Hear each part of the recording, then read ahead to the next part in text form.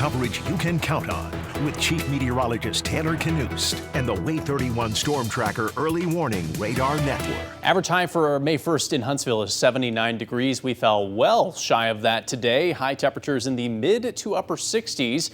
Very similar to what we had on Sunday and very similar to what we are going to see tomorrow. In fact, we have had 11 consecutive days with high temperatures below average. I've had a couple people ask me, has this been a cooler than average spring? Not necessarily the spring as a whole, but recently, and going back to the month of April, yeah, it has been cooler than average, and that is going to be our theme the next couple of days. Right now in Huntsville, it is 55 degrees, clear skies.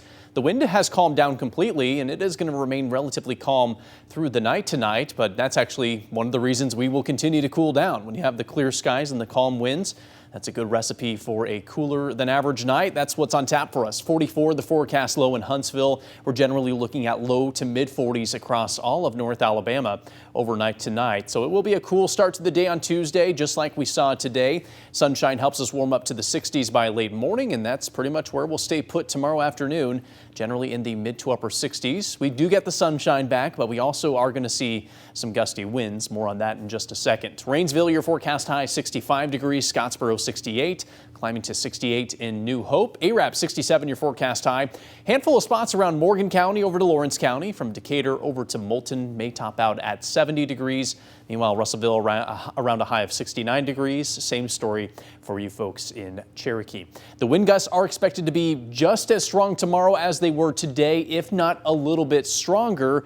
The peak time for that wind is going to be late morning through the afternoon. I'll pause it at noon here. That's when the wind gusts will likely be near or exceeding 30 miles per hour. Right around the middle of the afternoon is when they will peak upwards of 40 miles per hour.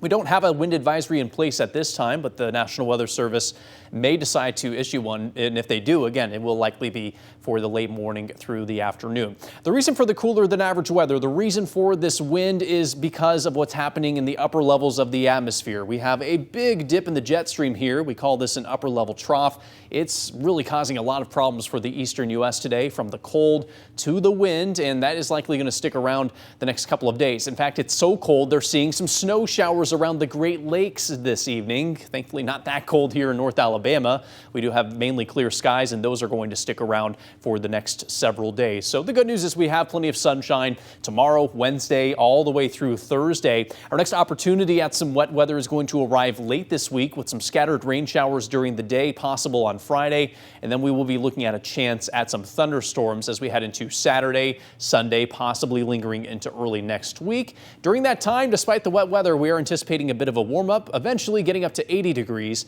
by this upcoming Saturday.